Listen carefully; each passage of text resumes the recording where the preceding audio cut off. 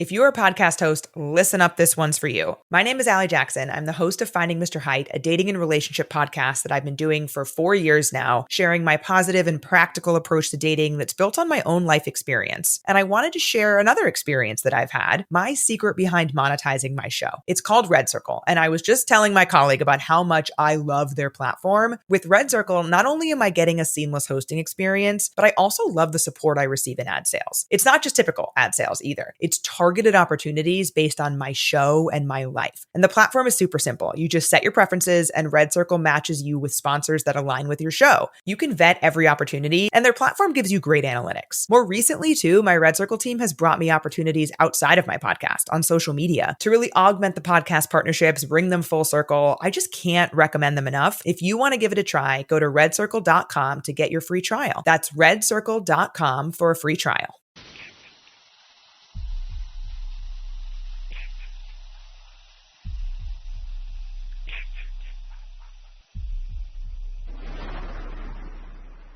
Warning, the following content may contain elements that are not suitable for some audiences. Viewer discretion is advised.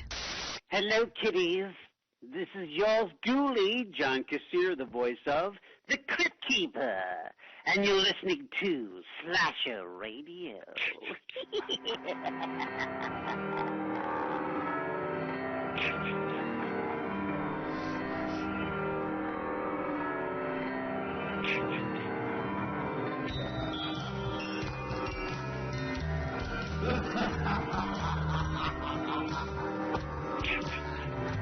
Welcome to Slasher Radio.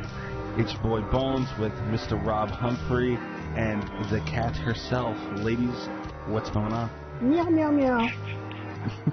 I was going to say, I didn't have my screen up, but I'm pretty sure that was Rob. Yeah, what's going on, guys? Oh, well, what's up? Doing all right. It's going to be a weird podcast tonight, considering I'm not talking to either one of you, so... Rob is not happy. Kat had the wonderful idea, let's talk Saw. Mm-hmm. A wonderful idea. Right. A genius. Or stroke. One or the other. Yeah. And Rob, as you know, anyone who listens to us regularly is always in his cheery mood, but isn't that happy this week? Nope, not at all. I had only seen the first 2 Saw movies, and I didn't like them enough to continue watching the rest of the movies. So over the past week or so, I watched 8 of these damn movies. My God. I can't wait to tell you what's wrong with them. Oh, I know what's wrong with them. I'm very much here to play devil's advocate on the Saw franchise. I Saw is my favorite horror movie franchise, I think. That's a ridiculous statement. Especially percentage-wise, which I'll argue later. But I am really excited. That being said, I do know what's wrong with it. Like, I've seen these movies a lot. I know when they're bad. I know why. All right. We'll see. I'm going to be neutral ground here because I have mixed feelings. And, you know, I've always, like, this is awesome, though, because I love Bobby to death, but me and him, as Rob knows, Kat, you didn't get to know Bobby, but we had, we did a round table of horror movies, I forget exactly the topic. He took almost all my list except for one. Like, we had very similar views and things, and it was rare that we disagreed on anything, let alone movies. So I love that debate factor of it, and I think that's what makes horror as great as it is, because you will get people who like the most obscure, random, terrible things like Rubber, and then you'll get people who, you know, have completely different views on stuff. And it's, you know, that's what I think makes the horror world go round, and I love it. So hopefully you guys draw blood or something soon. It'll be fantastic. No, there's definitely a lot of room for discussion with this franchise, I think. I'll give it that. Absolutely. Yeah, definitely agree. So I have a feeling the cat is like shaking and gnawing at something to start talking about Saw. So let's get into the news, and then we can get into it, okay? How's that sound, guys? That's good. Okay. It's time to hump the news with Rob Humphrey. He's not a genius. I'll be good. I'll wait. you sure you'll make it? We need like an IV on standby. Okay. First up, this kind of just a follow-up on this because we had Jimmy J on a few weeks ago, and Creepshow has an animated special that is airing on Shudder October 29th. Rob, I know how much you like Creepshow. Are you looking forward to an animated special? You know, yeah. This is the first I've heard of it, but yeah, I'll check it out. I like Creepshow a lot, and I'm not much of a cartoon guy, but yeah, I'll definitely give it a look. Okay. Now, Kat, I like that we're on a weekly basis finding out your views on things. Creepshow is such a big deal in the horror community, I think, in general. Do you agree with that? What do you think about Creepshow? Oh, I love Creepshow. I love the old movie Creepshow. I loved the Shudder series as well. It had Tobin Bell in it, and I'm really looking forward to the animated special. Okay. Yeah. I mean, I haven't gotten through all of the new Creepshows yet, and a year ago from pretty much this episode, we had Greg Nicotero on, and he was telling us all about Creepshow, and I'm ashamed of myself slightly that I haven't finished it yet. And man, I feel like Creepshow is perfect for an animated series because, you know, it's based on a comic book and all this stuff, and I mean, loosely, I guess, in movies and series like this with CGI and all that stuff, we are still somewhat restrained to reality. Animated, you could do whatever you want, and that's just perfect, I think. Yeah. Something like Creepshow. Yeah, it could be. I'm looking forward to it. Is it the same people behind the series? I know Greg Nicotero is still in charge, which, I mean, to me, that is a huge plus. Mm-hmm. And the special has an adaptation, two stories written by Stephen King and Joe Hill. Okay. Oh, yay. I mean, what's wrong so far, you know? Yeah, no, I'm in. I'll check that out. So, I'm definitely looking forward to that. I don't want to get into gaming too much because we spoke a lot about it last week, and this is not something that I am happy about by any means because I do not like this title. Fortnite has... Fortnite has Fortnitemares. I guess that's an event they're having, but it's going to feature Ghostbuster outfits and more. Rob, I would imagine between your farming simulator and everything else you're doing, Fortnite isn't on the top of your list. No, I mean I have played it, but it's, you know, I'm terrible at it. It's one of those things where, like, I take 3 steps and then get murdered by a 12-year-old who does nothing but sit there and play Fortnite all the time. My kid likes it. He plays it quite a bit. He, you know, I think it's really funny to call it Fart Night. He doesn't find it that funny. So no, it's not something that I've spent a lot of time with. I mean, I got Farming Simulator 19. I got Fall Guys. I got a lot going on. Jeez. And whatchamacallit, what else are you playing on the Switch? The hell's the name of that game? Animal Crossing, yeah. Animal Crossing, Jesus Christ. But I haven't played that in a long time, actually. I'm going to have to get back on that. Oh my God, you got to get back on Animal Crossing? Yeah, I was thinking about starting my island over. I have follow-up questions about Farming Simulator, but... Okay. What? And why? It is the most relaxing video game ever. And, I don't know. It's kind of fun. And it was a PS Plus title, like, a couple of months ago, so I got it for free. And, it's super relaxing. Like, you just run a farm. So it's nice. I enjoy it.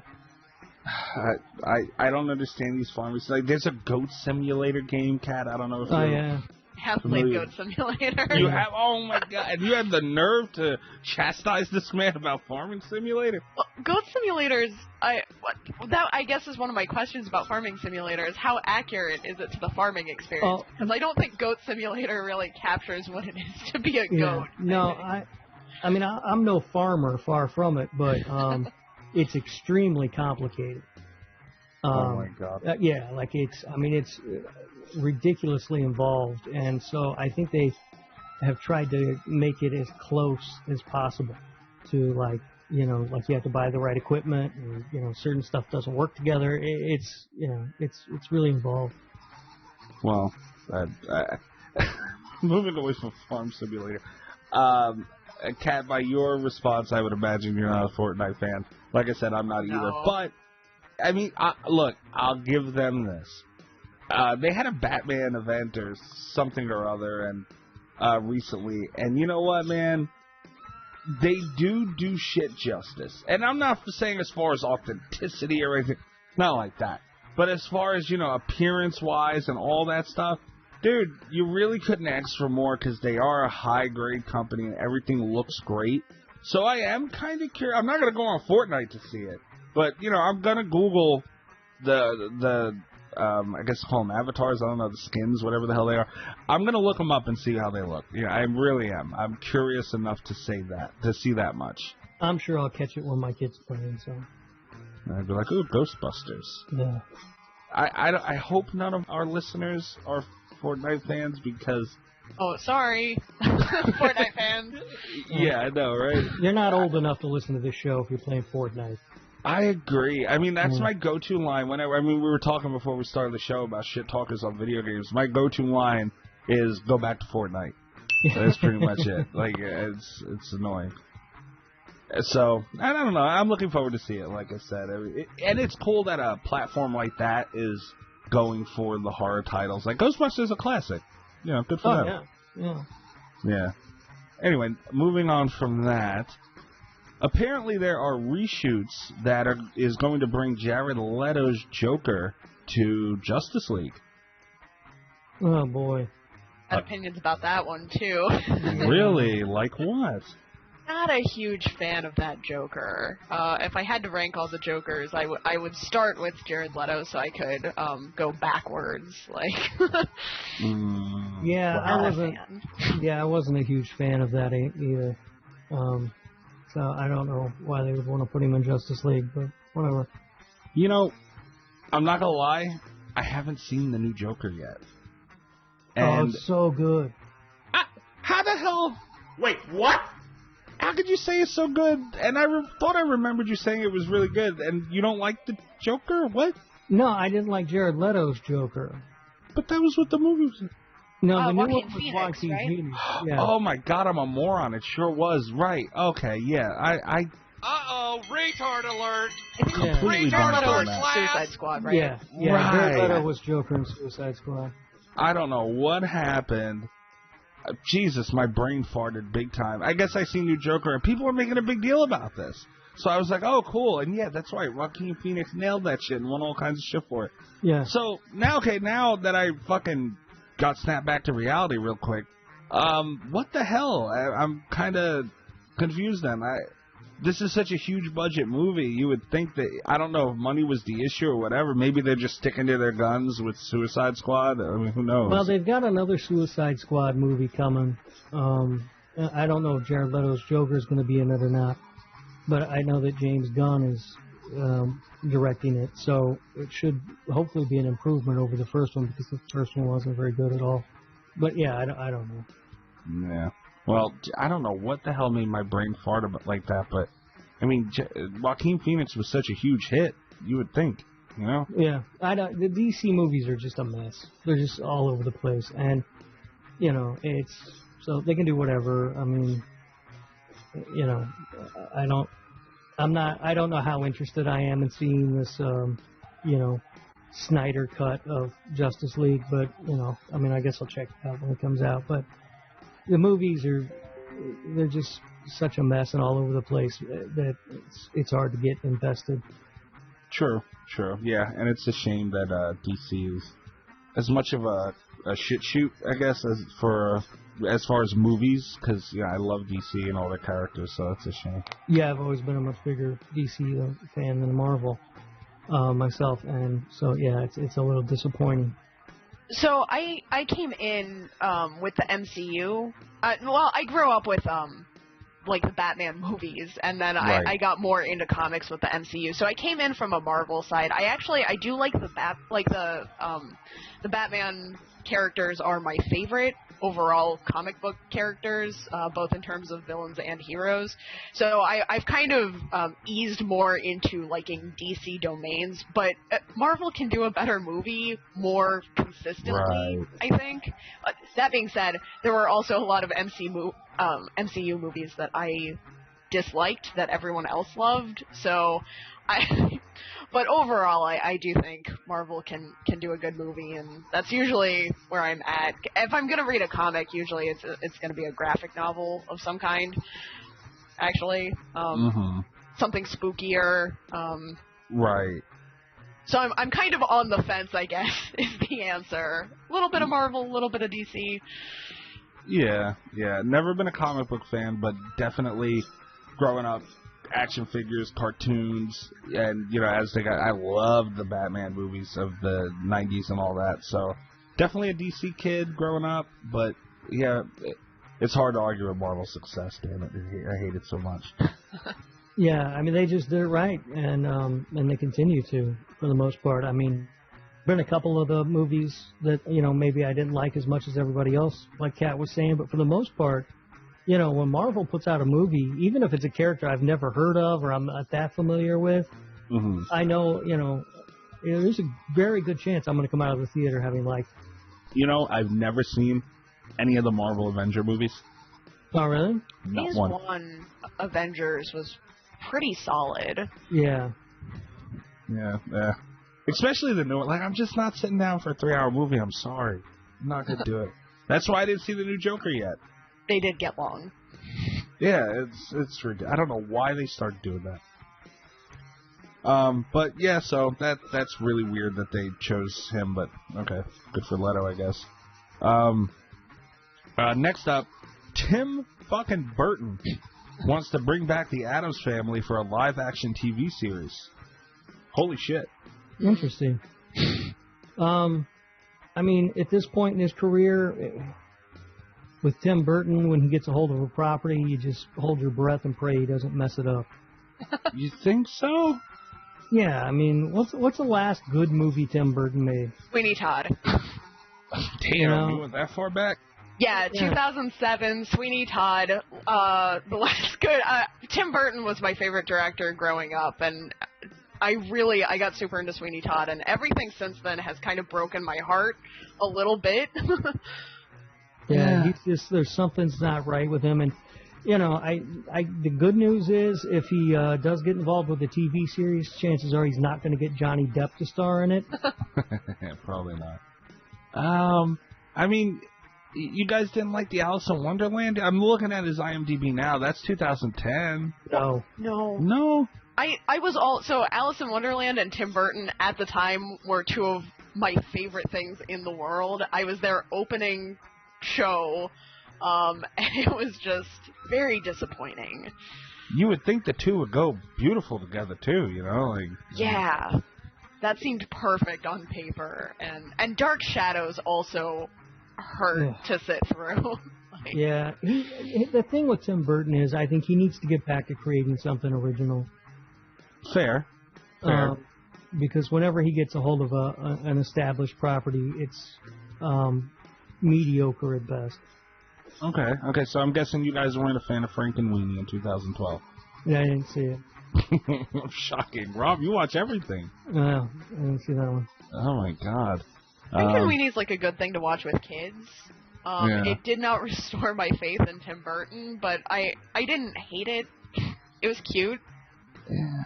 You did Dumbo in I didn't even know he did what he did Dumbo in 2019. Yeah, the live action Dumbo. Yeah. I didn't watch that one. I didn't either. No. I couldn't bring myself to. I've skipped most of those live action Disney movies where they've redone the classic cartoons. I did see Aladdin because it was at the drive-in before something else that I wanted to see. It was okay. Yeah, it wasn't terrible. That's a shame. I didn't really sit and look at because I had no idea he was I know Frankenweenie was kind of a big deal. What it was. I don't remember the Alice in Wonderland that well. I don't know if I've seen it in its entirety. I think I did. I don't remember, but obviously it didn't leave that much of an impression on me. So, I guess that says something. But yeah, I didn't really stop and think. I guess these guys get such big names, that you just kind of remember the good on instinct. And it's like, damn, man, that is true. If you really think about his latest work, it hasn't really been up to par. But Addams Family, I don't know if that's really a whimsical kind of franchise. I mean, I could see room to make it that way, to take it in that direction. Yeah. But, again, I just wish he would do something original and get away from these properties. That's because true. It's just, he has such a unique and interesting perspective and vision and style when he makes an original movie, and when you try to force that into an existing IP, it's just terrible. It's at best it's an awkward fit, and at worst it's a disaster. Yeah. I hope he does, because the Addams Family was another, like we were talking about the Batman movies and all that in the 90s.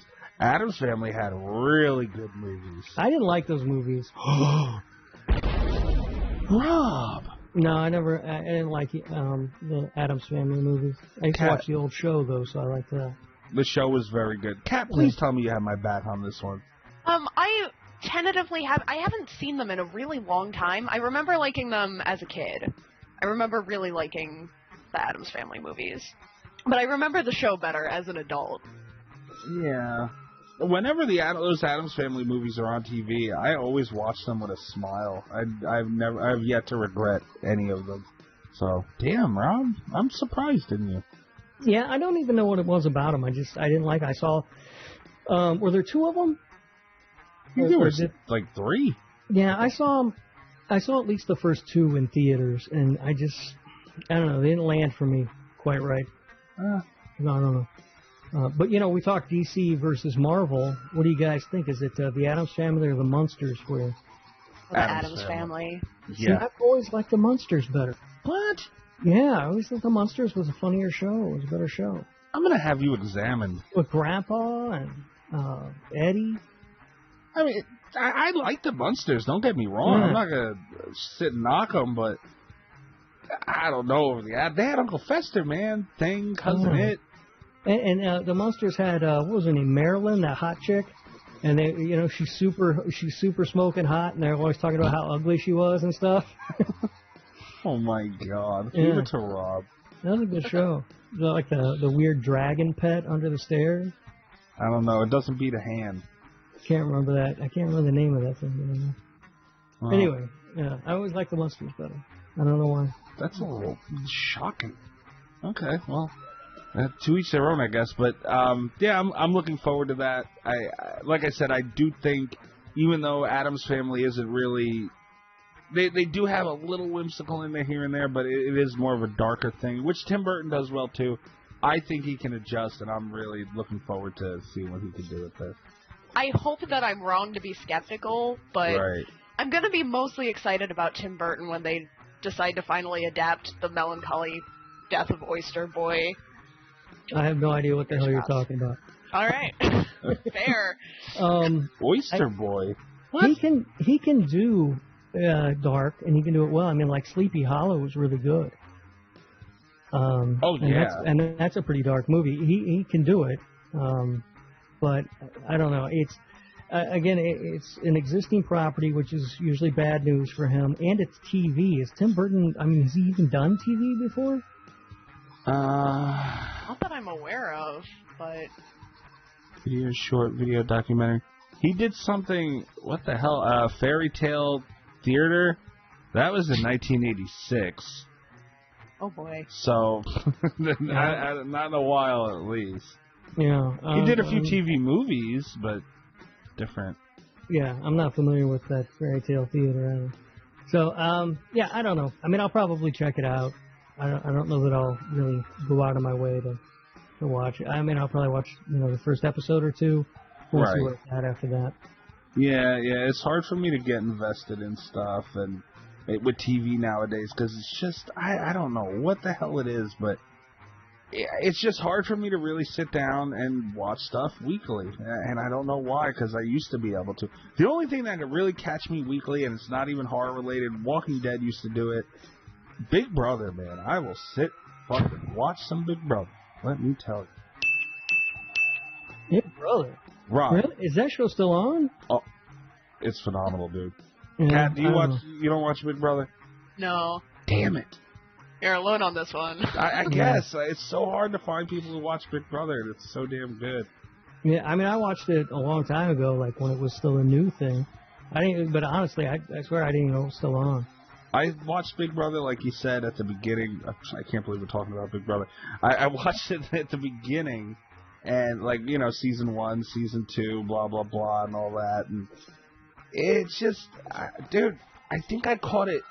I think they're on season 22 or something like that. But I caught season 18, and oh my god, it was so good, and I have been hooked ever since. I'll get sucked into a trashy reality show. Don't, you know, I'm not even going to act like I'm above it. Like, I spent an entire weekend a couple of weeks ago watching a show that's streaming on that Peacock streaming service called Below Deck. It's about people who work on these mega yachts. And I just watched it. That's all weekend. It's a stupid show. Jeez. Yeah. Yeah, they have way too many stupid shows on nowadays. Like, you never know what you'll find. Like that, I seen a show about houses being built. Apparently, you can get a houseboat or something. Yeah. I don't fucking know. Anyway, so that's pretty much it for the news. Kat, I'm unleashing you. Yay! Enemy spotted. What is it? Because you've mentioned Saw to me several times. Yes. I've been thinking about it a lot recently, probably because it is around Halloween. I grew up, we talked about this, I think I mentioned it in the last episode too, where I grew up with the Saw franchise. My love for horror is very interconnected into the Saw franchise. I do wonder sometimes if I would like it as much as I do if I had come across it later, like I did with a lot of the classic franchises, you know? Mm-hmm. But it was that, you know, I had that feeling of, like waiting in between the release of these movies, you know, and one would come out and I'd have questions at the end and I'd have to wait a whole year to figure out, you know, like, what they were going to do with it next. And it also, you know, I have a lot of fond memories tied into it also because, it would come out right around my birthday. I think, from the time I was 13 to the time I was 18, I spent most of my like birthday parties out at the movie theater watching the new Saw. So it's like it's a very personal. I grew up with this franchise, and it's flawed, but I think it's one of the most interesting series to talk about. And I do think it's one of the most. This is the argument that I always make for Saw as a franchise as a whole, is that I think it's the most consistent. Like there are like 3 tiers of quality in Saw films. Mm-hmm. And obviously the bottom tier, the movies aren't great when you get to it. No. But if you look at the worst Saw movie versus like the worst any other horror franchise that has had more than 3 movies, you know, like Jigsaw's my least favorite. I know a lot of people think the final chapter was worse, which I get. The blood was pink. It was unfortunate. It was marketed in 3D, and then they never released a 3D home version. Like, it had problems. I get it. But if you look at that, if you look at the final chapter, or, you know, my least favorite is Jigsaw, against something like, you know, there are some, against, like, Jason Takes Manhattan, you know. Easy. I like that movie.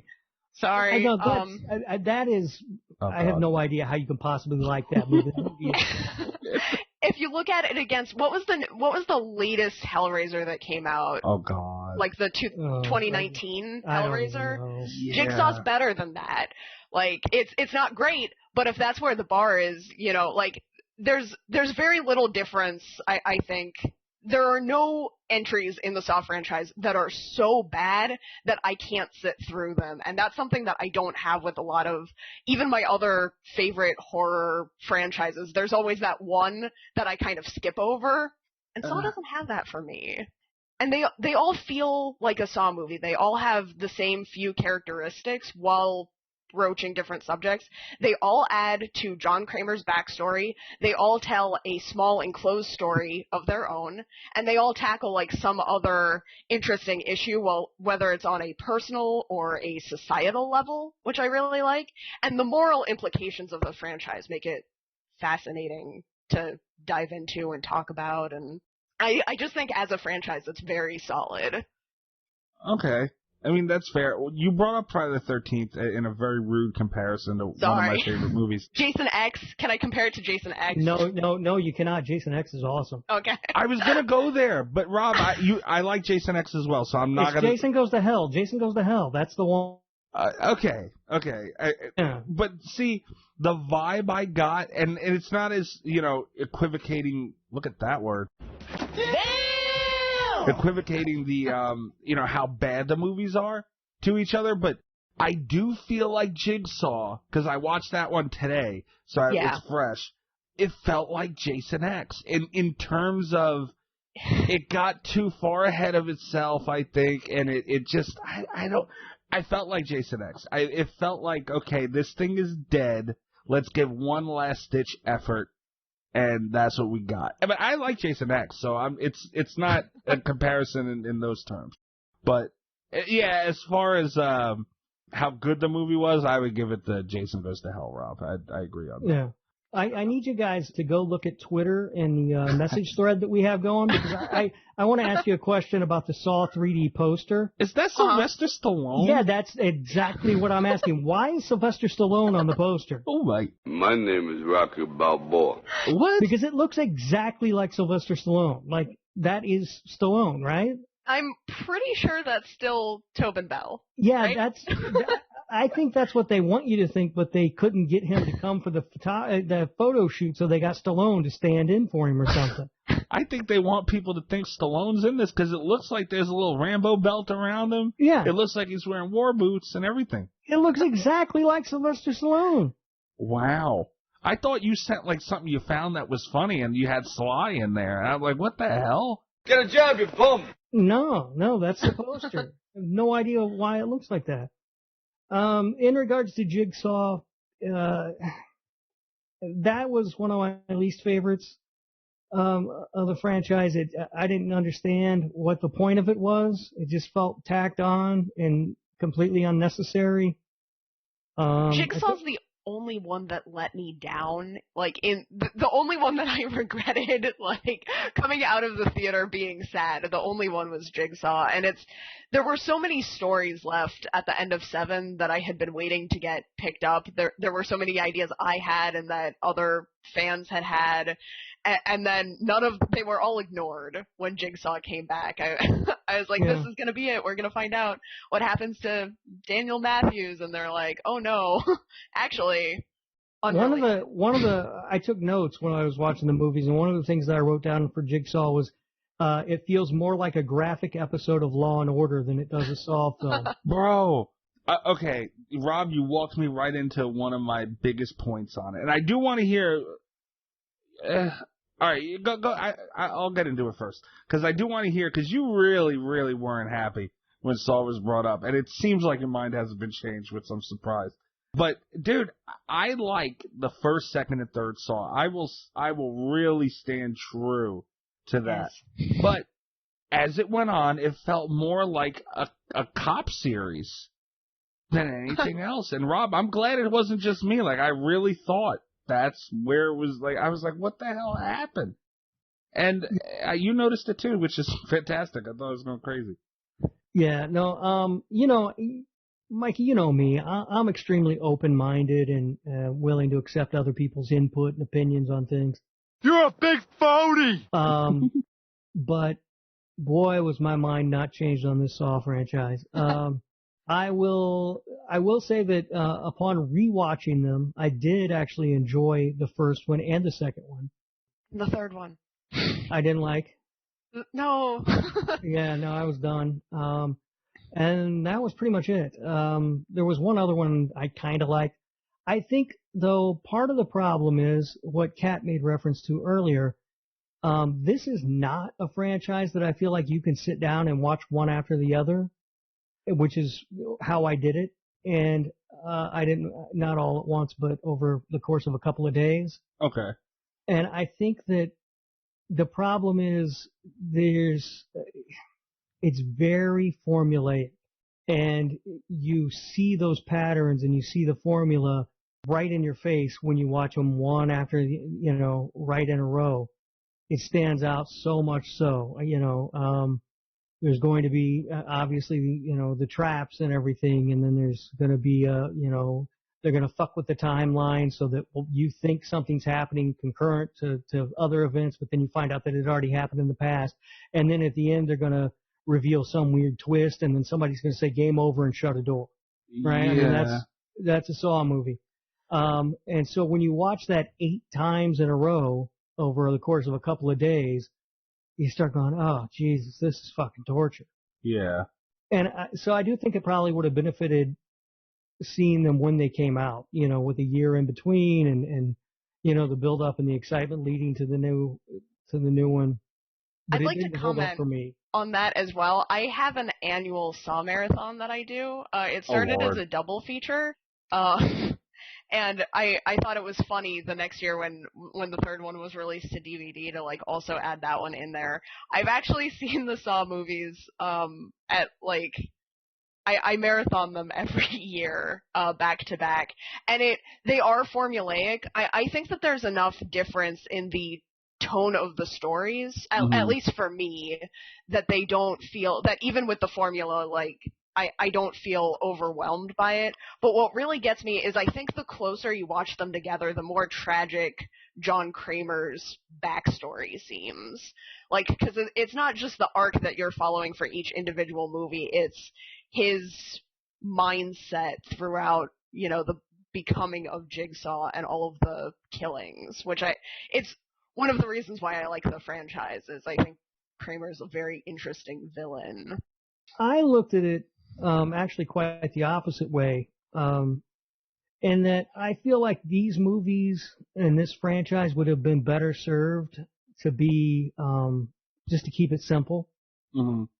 I think there was a lot of interesting stuff happening with the sort of individual stories, but then they would constantly have that sort of overarching story of the entire franchise that kept getting in the way of me enjoying what was happening. And I feel like if they had kept it simpler, it would have been a much more enjoyable and probably a much more interesting franchise. I do think the character of John Kramer is extremely interesting.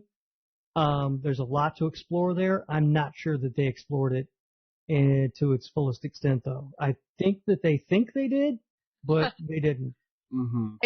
I do think it would have been stronger if one director and I would have, two of my favorite directors have worked on the Saw franchise. I would have been happy with either one of them taking over, but I do wish that one person from beginning to end had been involved, because I think it's hard to do consistent character work with a character that you're only coming in for the 5th or 6th movie, You wish you had a Wes Craven.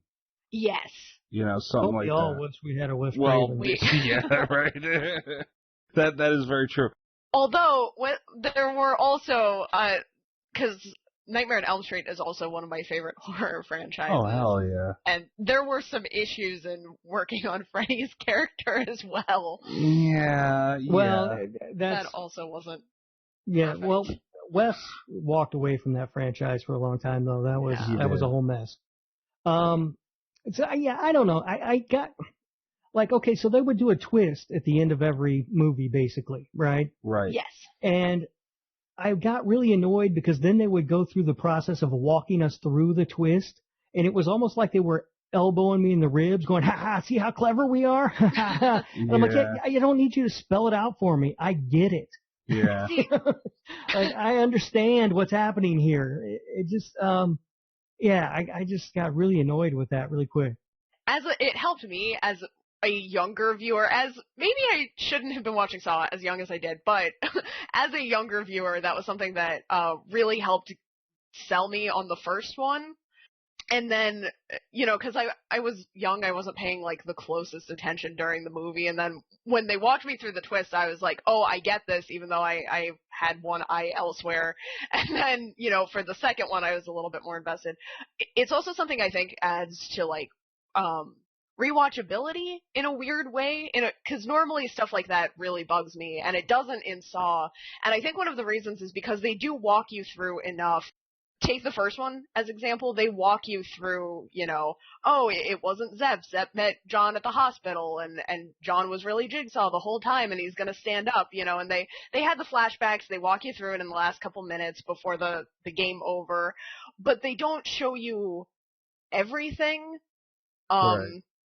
And I think one of the things with that is, like, there are Easter eggs hidden in there that you notice on your second or third or, like, 15th time watching, if you're a normal person that watches this franchise too much. Because there's that scene where John's, like, he's in the hospital bed and he's got his sketchbook open, and you can see him designing the reverse bear trap, Right. like, in the hospital in, like, one of the earliest scenes of the film. Mm. And, like, they don't go over the top. They don't show you the times when they're, like, really clever and really subtle. They just show you the broad strokes, which has made it very interesting to see multiple times. Unfortunately, I will probably never see that stuff because I don't think I will ever watch these movies again. Oh my God, we broke Rob. Yeah, Sorry. I mean, like I said, I think the first two were good. I did like those. And so that actually, I was like, hey, maybe I'm going to like this time. And then, boy, it fell off a cliff with 3 and it never really came back. Okay, hold on a second. Because I did tell you that I really felt strongly, at least if nothing else, you would like 2. So you did. I did, yeah. Okay, okay. Because I didn't have high hopes on 1 because, I mean, I liked 1 personally, but, it was a very straightforward movie. Either you were going to like it or you weren't going to like it. There was really not much middle room in that movie. So I was like, all right, maybe he won't. 2, I think, and I talked about this when Jimmy J was on a few weeks ago. We talked about a franchise and how you make the difference between a movie and a franchise, and a good franchise at that. You need a good follow-up movie, and it has to be comparable to the first. And, man, I like the second Saw better than the first one, and I think they did a really good job with following up. Because, I mean, the first Saw just went fucking bonkers in the theaters. Like, everybody stopped and was talking about that damn movie. And then you get another one that's like, oh, well, shit, how do you top that? And they did, which I think set up. And, Rob, I like 3, too. I don't remember liking 3 that much, but on the rewatch, I really liked 3. I didn't like it. Why not? I will tell you, I ranked the movies as I was going through and watching them, and I had Saw 2 ranked number 1. I do think, critically speaking, Saw 3 is my favorite, but I think critically speaking, Saw 2 is the best. Yeah. Saw 3 I have ranked as 7th. Dear Lord, that low? Yeah. Damn. Yeah. I really did not like that one.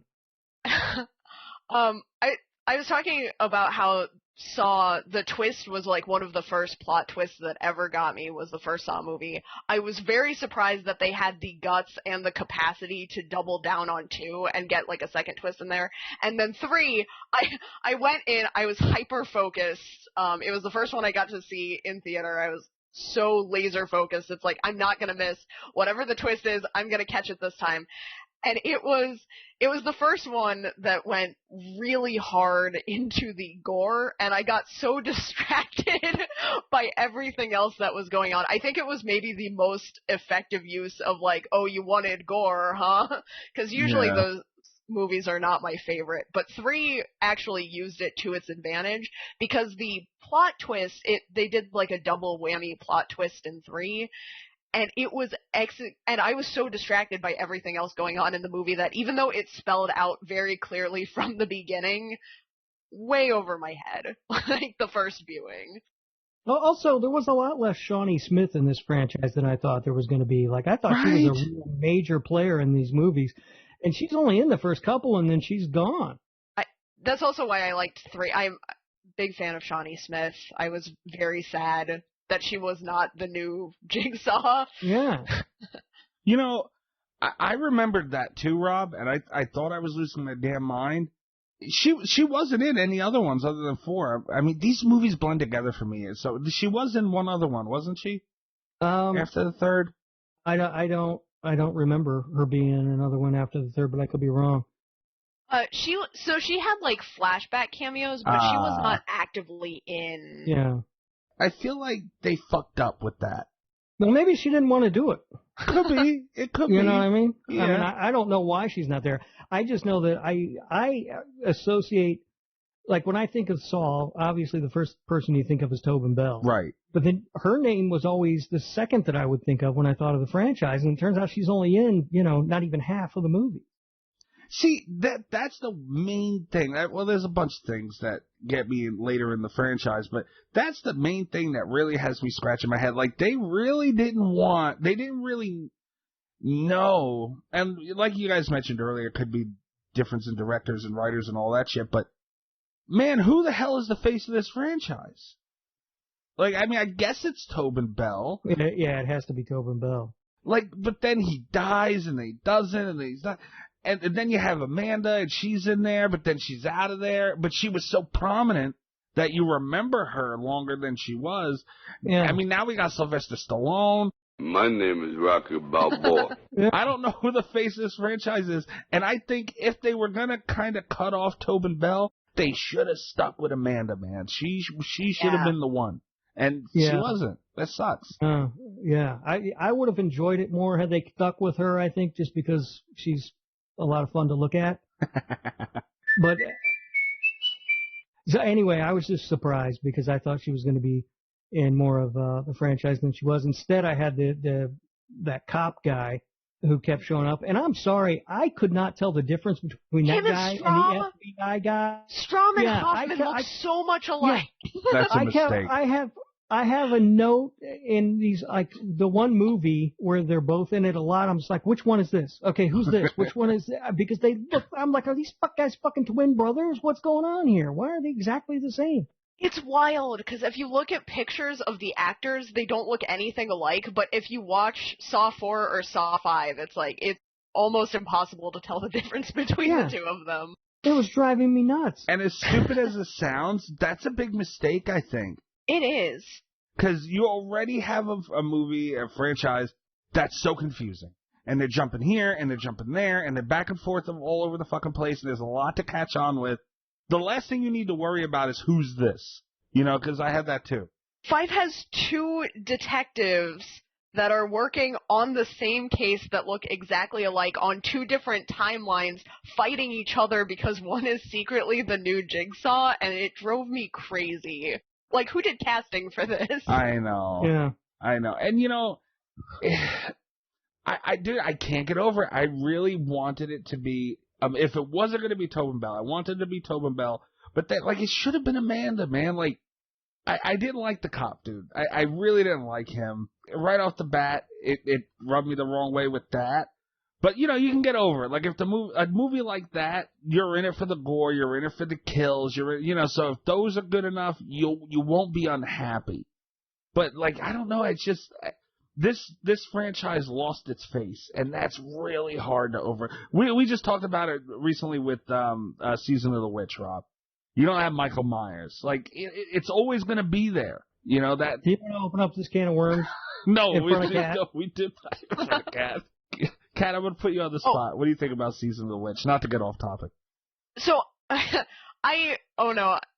I'm scared because I know I'm on thin ice for making everyone watch all the Saw movies this week. I really like Season of the Witch, but you can't look at it as a Michael Myers movie. Like, you just have to forget that it's part of the Halloween franchise because it's not a bad movie. God damn it! It's not bad. It's not bad. It's an amazing movie. Listen to Rob. It doesn't have Michael in it, and that's. I got 2 words for you, Mikey. God. Tom motherfucking Atkins. God damn it! Kat, we got off to such a good start with the Leprechaun, and you didn't like Rubber. Like, what's happening lately? I'm sorry. Damn it, Rob, you're paying her. You're doing something over here. God damn it. But anyway, it's fucking Halloween 3. That's what Saw needed. It needed Tom Atkins. I am so glad it didn't have him. I don't know about that. I agree. See, there we go. I will agree it needed more Shawnee Smith. Yes. She was, and it's one of the things that I really like about the Saw franchise is even though she wasn't there nearly long enough, Amanda's one of my favorite horror villains. Right. If you can call her that. Yeah. Well, I think that she's an interesting character, much like Jigsaw himself or John Kramer is an interesting character. I guess I just never felt like they really got to who John Kramer was. I think that they made attempts to dive deep into the character to let us know exactly who he was, but then they would pull back because, they were going to make more movies or whatever. And so we never really got the answer to understand him or what really drove him as a person. And I think maybe the same thing's true of Amanda, although actually I think she was probably a little clearer than John Kramer was by the time it was over. But I think they're both really interesting characters, and their motivations for doing things, the things that they do are very interesting. I think that the franchise in itself is built interesting premise. I just don't think it was executed properly. And the Saw movies, the bottom tier of Saw movies for me, I talked about I have 3 tiers. I think my problem with all of the ones on the bottom tier are that the premise is amazing and the execution was lacking in those more than the other ones, except for Jigsaw is also in the bottom tier, and it was just wasted potential because there were so many plot threads already going and then they didn't pick any of them up. Right. And that was my problem with Jigsaw. But, Saw 4, I wasn't crazy about, and the final chapter was executed very poorly. But the fact that they had a Jigsaw support group, I would have loved for them to just laser focus in on that. That was very fascinating to me. And then... Was that the final chapter with the guy who wrote the book? Yeah. Yeah, that was a really, really interesting premise. Interesting concept, but they focused too much on making it 3D. Yeah, the execution was not good, but that was a really interesting premise. I was let down by that one because I thought, when I figured out that, this guy's lying and he wrote this book, I thought, this is going to be awesome. And it didn't really work. The one that I did like was 6. With the insurance? With the insurance people, yeah. And that to me was a really great example, I thought, of it would have been a better movie had it been just simpler. Had they left out sort of the overarching storyline stuff and just focused on what was happening with the insurance people, I think it would have been a great movie. Then you wouldn't know. See, it would have been a stronger independent story. I think the social commentary would have been stronger, but... You were talking about not feeling like John Kramer's motivations really well, and the fact that he was turned down and that he had gotten so enraged about having the formula to determine whether or not a person can live or die. That was it was a very formative moment for what drives him to do the traps, and that connection was something that made the previous movies better for me, I think. Yeah, I mean, I guess I can see that. To me, that was another thing that, he was turned down, but he wasn't turned down for treatment. He wasn't turned down for coverage. He was turned down for an experimental treatment that had a low percentage chance of working. You know what I mean? But it wasn't that I don't think that's the thing that made him really tick, though, because he was turned down for treatment, and he did have that conversation. But I think the thing that they kept cycling back around to was he was upset that the formula didn't cover a person's will to live. And I think at least that was the takeaway for me, is that it wasn't just what he saw as an injustice being done to him. It was an injustice that his condition had led him to encounter that was affecting everyone. Yeah, that's fair. I mean, that did come up in the movie a few different times. It was brought up about the person's will to live and stuff. And I did like that one. I thought that was one of the better entries in the franchise. 4, as you mentioned, I thought was dumb. I took a note that they start doing the autopsy on John Kramer, and they find a tape, like I guess it's in his stomach or it's inside the body somewhere. And as soon as they find the tape, one of the guys says, "Get homicide now!" And it's like, well, yeah, but he's got a big gash across his neck. Like his neck has clearly been slit. That should have been when you got homicide. Well, I think they're getting homicide because they know that it's John Kramer, right? I don't know. And he's left a message. Yeah, and the whole thing was like, what makes more sense? Is it that the leader of the SWAT team has turned bad and is doing all this, or he's being manipulated by the manipulative serial killer who's done this over and over again? The fact that they kept leaning into maybe this guy was guilty was driving me nuts. Or is another one. The execution was bad, but the premise I thought was very interesting. Yeah. I was very let down because not the premise of Hoffman. If Hoffman had been less involved in any of the movies, I would have been okay, except for maybe 5, which it takes enough time to explain why he's there in the first place, which helped a little maybe, but less Hoffman, always better. But I do like the premise of 4 with Rig, where it seems like he's trying to be recruited. Mm-hmm. I wish they had stuck that out because I was interested much more in that. Yeah. And I know what I wanted to ask. Uh-oh. So I'm watching these movies, right? And at some point somebody talks about this has been happening over a period of 10 years. And I thought it had been like 3 days. Like, what is the period of time that these movies are supposed to cover? So they cover a pretty long time. It's originally, I think it was only supposed to, there isn't a ton of time in between. Well, there's virtually, it's hard because it's on different timelines, but there's not a lot of time between 3 and 4. They happen pretty sequentially. But there's a lot of time between 1 and 2, which you don't really find out watching 1 and 2, except for the hint. When you do see Adam and you see the Dr. Gordon's foot, like they've obviously decayed quite a bit. Mm-hmm. Is kind of the only hint to how much time has taken. But even if you look at 2 and 3, like Amanda has really grown in the time span of, and it was lessened a little bit by the fact that they also retroactively worked her into the early traps. But yeah, it's several years. Okay. Yeah, I was confused by that because to me it felt like it had been like a month. You know what I mean? So I was like, oh, it's been years. Okay. I didn't get that at all.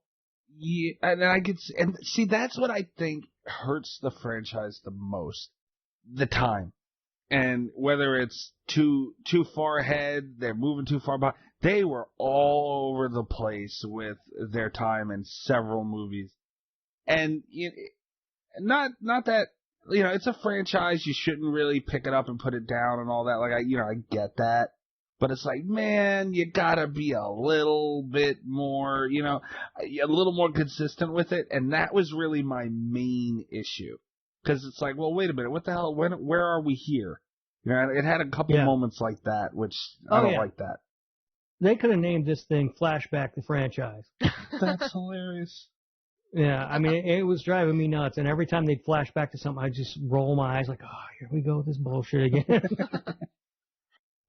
Okay, so I do want to say that, oh, damn it, see, they blend together for me, which is a pain in the ass, too. They do very much blend together, and that's because they're so similar. Like I said, there's a formula to them, and so it's hard to, tell one from the other after a while. Which one was the one, Kat, where they had there were 2 dudes who were, like, chained to this thing, and one had their eyes sewed shut. 4? 4? Okay. That was 4. Man, 4, as much as I wasn't a fan of it, it started off hot, man. The traps were amazing in 4. Like, see, I think 4, I wasn't a big fan of the actual movie itself. Like, as a movie, I wasn't a big fan of that. But I'm not going to sit here and say it was bad because it's like they knew their fan base and they gave them what they wanted. They really focused on that. They lost track of the story a little, a good amount. Yeah, I guess not, because the story really didn't even get started really till 4, if you think about it. I don't know. It wasn't as consistent story, but it got away from the original story, I guess. But man, they came off hot with that, and it was just like, holy shit, okay, Saw's back. And that was a good start. I felt like 4 was, at least the ending, was reminiscent of 2, where, had the detective in the second film just sat down and talked to John Kramer for whatever it was, an hour, 90 minutes, whatever he said, I don't remember, then the safe would have opened and he would have gotten his son back and he wouldn't have had to do anything, right? Right. And the exact same thing turned out to be the ending of the 4th movie. Had he just not done anything, they would have all lived and been set free. Right. And so that kind of irritated me a little bit. Like, you've got there's so much potential and so many possibilities with this franchise and the way it's built. Don't restart. Come on. Yeah. That was a little, I'm on the fence about that one because it was a little bit irritating to see. And I also felt like, especially the way that, like Jigsaw was executed also took the same timeline formula from 4, which was agitating. But I think the doing nothing aspect bothers me just a little bit less, just because there is that thing that John has where he knows that these traps are going to work mostly because he knows how people are going to react to them. And they didn't need to do it a second time in 4. Like, Riggs didn't need to have that arc, but it does kind of show the predictable nature of humanity. It tied back around to an earlier theme, which, I don't know. It doesn't bother me too much, that instance of it. Right. Something else that I want to touch on before I forget, because the traps, you mentioned, that's what the fan base really wanted for 4. One thing that I love, one thing that makes me really want to go to bat for the Saw movies is the use of practical effects. Like, again, ignore 7. Yeah. But the practical effects, I love their commitment to that when they were doing it on the lower budget for Saw, when they had the higher budget for 4. The fact that they did as much practical stuff as possible really makes the effects stand up. There are very few movies I can watch from the same time period as Saw that look as good as Saw looks in terms of gore. Right. Yeah, I think for the most part, all the movies were well made. From a technical standpoint, all of them were well made, and they all looked good. And yeah, the effects looked great throughout the franchise. Yeah. I don't really have any complaints in that area. I think they started looking a little too good as time went on. Honestly, because what made Saw, what was part of what made Saw so great was it was that gritty, it was that, and it just lost, especially with Jigsaw. I mean, maybe that was the best one, the best example of that, but man, I don't know, it lost that grittiness as time went on, and I think that hurt it a little bit as well. I thought, talking about the look of the movies, right, there was a gritty sort of look to 1 and 2. Right. And then in 3, one of the notes that I made was, it looks like a shiny movie trying to look gritty. Right, yeah. And I felt like that change came with the 3rd movie, where all of a sudden it was like, and I don't know what the budgets were on these films. I can't imagine the first one had much of a budget. Yeah. And that probably led to at least part of the reason why it looked that way. Mm-hmm. That might be true of the second one as well, but my guess is the budget's increased. Right. It started to be a big budget movie that was trying to look like a small budget movie. Right. Yeah. And it's hard to not do that. Like, it really is. I get that part of it. But, yeah, I don't know. There's things you don't have to do that, you can kind of keep that at bay a little bit. And yeah, I don't know, man. Like, it wasn't really necessary, some of the stuff. Like, some movies don't need to look great. Like, Friday the 13th is a good example. That movie does not need to look great. Yeah. Yeah. And Saw is definitely one of them. I mean, for crying out loud, what made them as big of a deal as they was pretty much just a dirty ass fucking shower room. Yeah, no, you're right. Some movies don't need to look great. Like I remember, wasn't that long ago, people were real excited because we were going to get a 4K Blu-ray transfer of Evil Dead. I'm like, there is nothing I want to see in 4K less than Evil Dead. No. Especially like an Army of Darkness is like, God, no.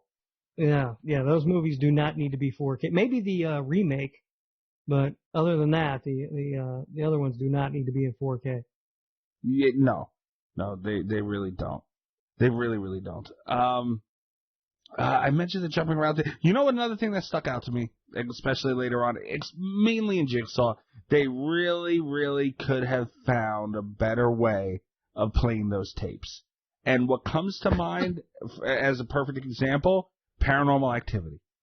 And say what you want about the franchise, I love Paranormal Activity.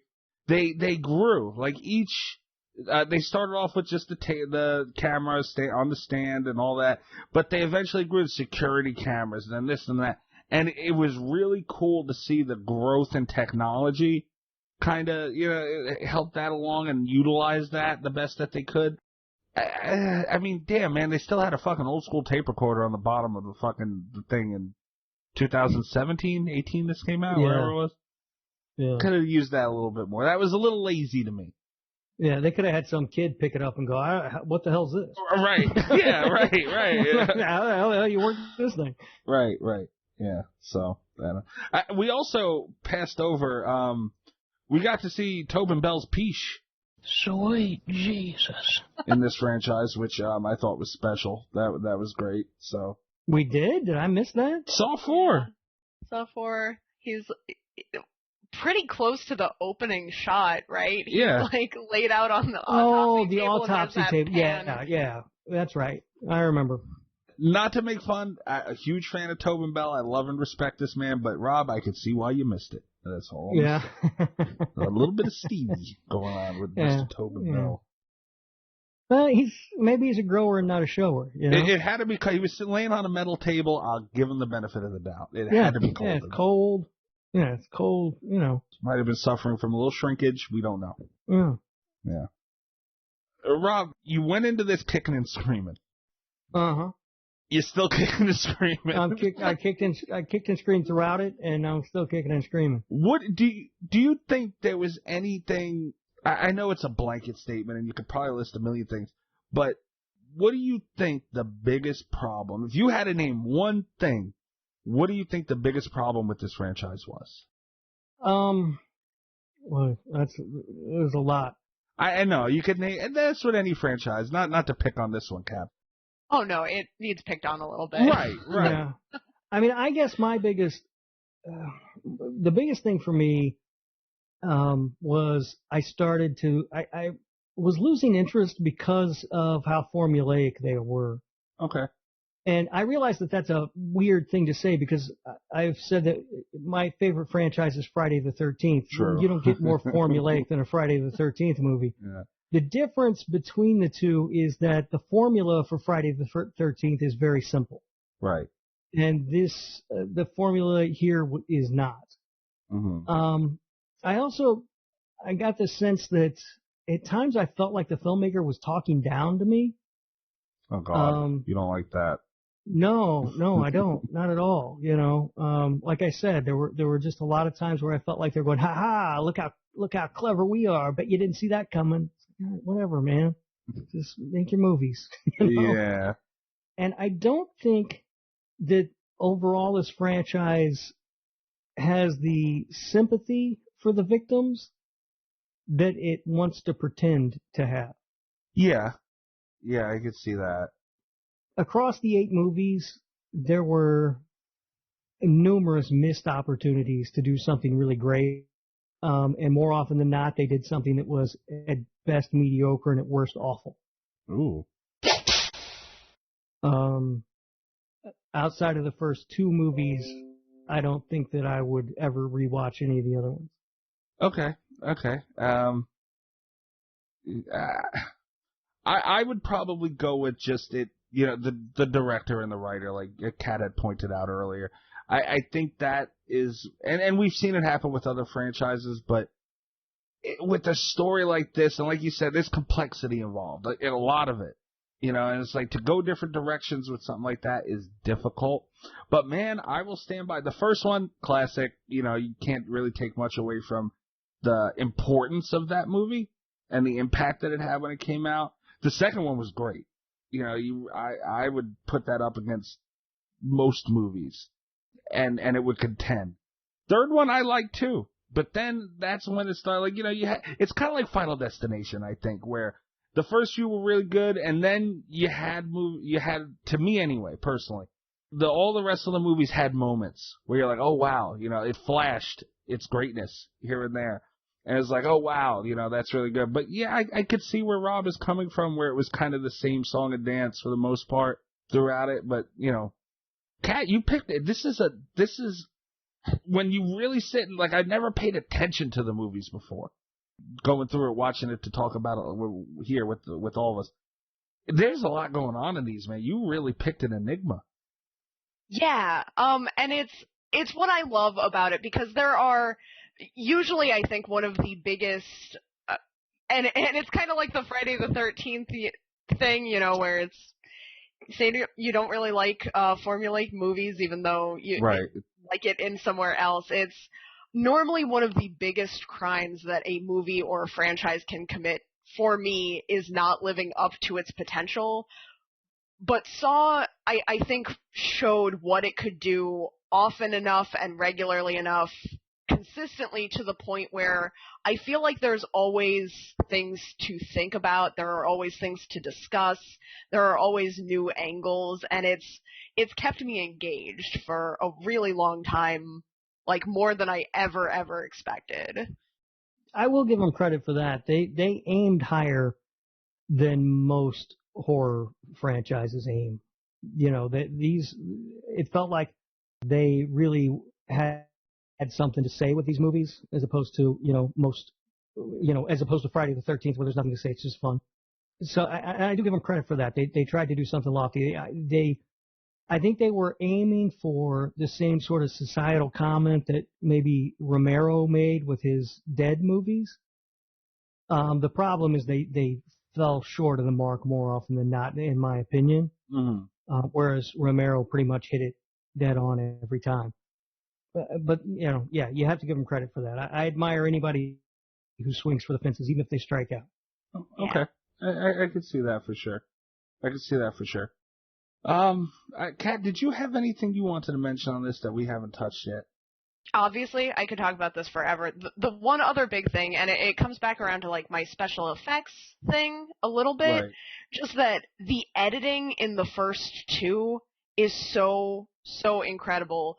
I was amazed because they got such a reputation for being gory, even really early in the franchise, and 1 and 2 don't show that much. I think some of like the scariest traps were the ones like the needle pit. You don't really see that much gore, but you kind of like cringe every time you think about it. And I think a lot of people overlook that because so many of the later installations were like, we're gonna do like a brain drilling scene and a full on autopsy, and they didn't really hold anything back in later installations. I think people forget how well edited those first two are. Yeah. Speaking of interesting editing, they did an interesting thing with the transitions, I thought, in the fourth movie. They did. There was these, I don't even know how to describe it, but there were really interesting transitions from scene to scene or sequence to sequence that I really caught my eye. And at first I couldn't decide whether I loved them or hated them, but ultimately I ended up really liking them. Yeah, and you know, the effects are, I mean, I think that's part of what made the movie as great as it was, the franchise as great as it was, man. You know, it looked so damn real. It made me cringe. It made me look away at times. You know, and that's not always the easiest thing to do with horror stuff, because we had an old co-host, she used to say all the time, and she was so right, it's hard to make blood look good. Like, it really is very difficult to make blood look good. Yeah. And, you know, she's right. Like, and man, forget about just making blood look good. Like, prosthetics and limbs coming off and shit being torn and all that stuff. And man, I've never seen a franchise do it I want to be careful before I say this. If it's been done better, man, it's not by much. It'll contend with damn near anything. Like, it really will. Yeah, I mean, the look of these movies is great. The effects, all of that was, you know, Yeah. it was all really well done. I do think with the complexity of the story, you guys are right. Had it been one, you know, a writer and director who sort of oversaw the entire thing, Right. it would have maybe worked out a little bit better. You know, we see with, you know, like Friday the 13th is constantly changing writers and directors from installment to installment, but they didn't care about making sense out of those movies from the very beginning. You know, it's clear. Yeah, no. Yeah, with an overarching storyline that's going to run throughout the movies, having a steadier hands at the wheel would have served them a lot better. Oh yeah, a lot better. But you know, that's something we'll never know. Was there rumors about this? I think I remembered something along the lines of there's another one coming out or something like that. Spiral from the Book of Saw. It's got Chris Rock and Samuel L. Jackson. Oh right, Sam. Okay, yeah, that's what I wanted to talk to you guys about. Chris Rock. I love Chris Rock. Huge fan of Chris Rock. But man, do you think him making a horror movie is gonna work out? And especially touching one, not only making a horror movie, it's not like it's his own, like he's gonna Jordan Peele this thing. He's taking Saw, which is there's so many. It's hard for the original maker, like the people who are experienced in horror films, to do those movies right. I mean, damn, he's got balls. What do you think we're gonna get? I was really worried when I heard that Chris Rock was the one that picked up Saw, because I had those same concerns. But if I'm correct, I don't know if this was a rumor, if this is an actual thing. I think they're getting Darren Lynn Bousman back to work on it. And he did 2, 3, and 4. 4 was questionable, but 2 and 3 are, you know, 2 of the top ones. So, well, that's like just your opinion. Well, 2 at least is the top one. I really like. I'm a big fan of Darren Lynn Bousman, so I'm a little bit more hopeful, especially if that's true. If that's not just a rumor, like if he worked on it. Is this? How is this? I don't know what this movie is. Is it a continuation of the story? Is it or is it a reboot? What exactly is this movie? Do we know? The trailer, I'm just gonna come out and say this, the trailer made it look a lot more like a cop drama.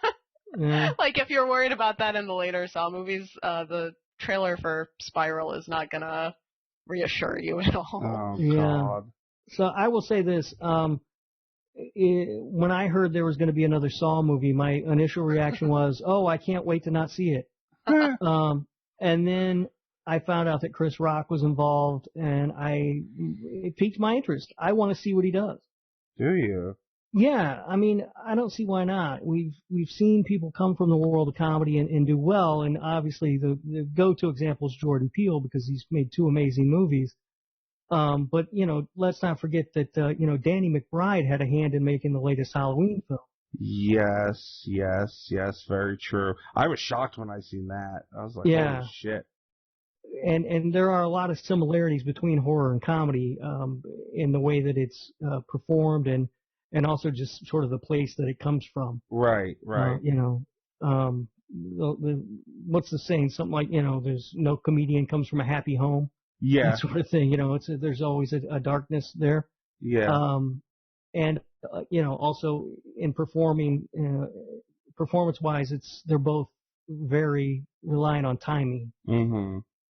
So they're not as different as they might seem on the surface. So I'm interested in it. I like anything that is. I love it when an actor is cast against type. Right. Yeah. In movies, that always interests me to see. Somebody play a role that you wouldn't expect them to see. Mm-hmm. And I think in this role for Chris Rock is an interesting chance to see him play a role we wouldn't think that he would see, and also to see how well he can work on the movie, because he's writing it, right? I think so. Isn't he, Kat? Do you know? I don't know. Probably wrote it already. I thought he was directing it, and then I heard Darren Lynn Bousman was back, so now I don't know who's doing what anymore. Yeah, I was actually the same, Kat. I was under the impression that he was going to write and direct it, but it seems like I did read somewhere that he wasn't directing it. Someone else was coming in. It must be Darren Lynn Bousman. Yeah. But either way, I'm interested to see what he'll do because he's going to have a bigger hand in this film than just being in it. Yeah. Right. And so that actually did pique my interest enough to where I was thinking, man, I'm going to go to the theater and see a Saw movie. Who knows? Yeah. Chris Rock picked a ballsy one, man. He picked a real ballsy one to go for. He really did. Well, on the bright side, he only has to follow up Jigsaw. True. The bar true. got really lowered, so. That's true. Yeah. That's true. Wait until your boy LeBron makes his Friday the 13th. Okay,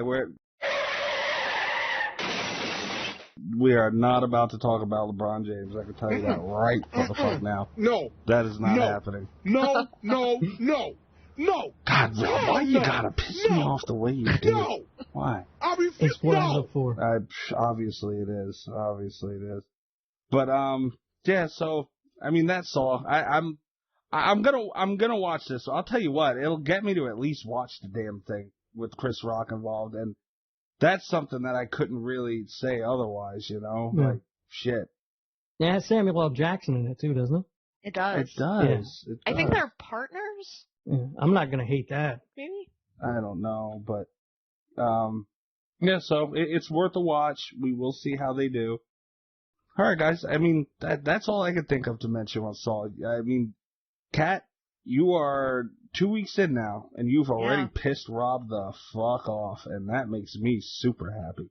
So good job on that. Yeah, unfortunately, Kat, Thank you and I you. will never be friends. Well, I do want to offer you, Rob, the opportunity to piss me off also, though. Can I ask what your rankings were? Can I ask, God. what the final Oh, yeah. top to bottom? Hold on. Well, yeah, I guess I'll just go 1 to 8 because I already told you Saw 2 was number 1. So it kills the suspense, right? Yeah. So Saw 2 is number 1. Number 2 was Saw, the original. Number 3, I had 6. 4 was the final chapter. Really? 5 was 5. 6 was Jigsaw. 7 was 3. And 8 was 4. Damn. Yeah, I'm surprised Final Chapter made it that high. Yeah, me too. But it did, the premise was really good. That's why I think I put it so high. I did really like that premise. I really wish they had been able to do more with it. Damn. That's okay. I mean, I still don't understand because no offense, Kat, there were some shitty movies in this franchise, like they really were. So for 3 to go that low, that's crazy. I did not like it at all. Like I was bored watching 3. I don't know how the hell that happened. All right, do we? I'm more discerning than you. Kat, you know this is coming from a rubber fan, so you know. Yeah, so I'm less concerned. Nice. Oh man. But alright guys, be sure to go check us out at Slasher Radio on Twitter. Give us a follow. We're at Slasher Radio on YouTube and SlasherRadio.com, where you can get all our episodes, interviews, articles, all that stuff. And you can check me out at Mikey's Dead on Twitter. Give me a follow. And Rob, I don't think anyone really wants to talk to you, but if they did, where would they find you? I would prefer that they leave me the hell alone, but if they must, they can find me on Twitter. I am at RadioRob123. You can also listen to my other show, This Horror Life, and you can find that wherever fine podcasts are available. Okay. Kat, where are you gracing people with your presence on Twitter? On Twitter, I am cat_velour, VOLEUR. Okay. And that is that, ladies and gentlemen. Check us out. We'll be back next week.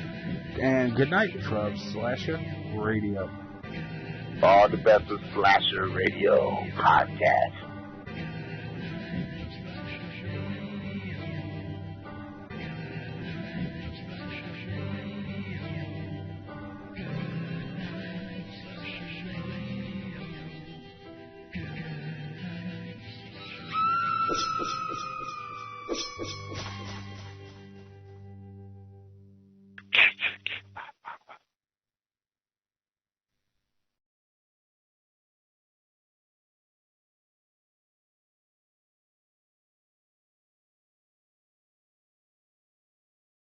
Man, I have to work Oh, on shit. Halloween, which is sad.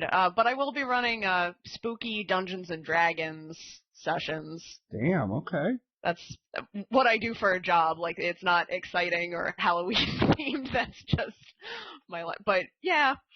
Wait, you run Dungeons and Dragons sessions as a job? Oh, yeah, yeah. Yeah, that didn't come up last week, did it? No, I'm a it did not. professional dungeon master. That's my day job. What? That's a yeah. thing? Apparently. And also, by the way, the nerdiest thing I've ever heard. Fair. Very fair. I never got into Dungeons and Dragons. I had some friends who were into it in like high school, and they always wanted me to play, and I'm like, yeah, no, whatever, guys. You go ahead and play Dungeons and Dragons. I'll be over here drinking beer and talking to girls. Oh, God. That is some Rob shit to say, isn't it? Yeah. Oh, my God.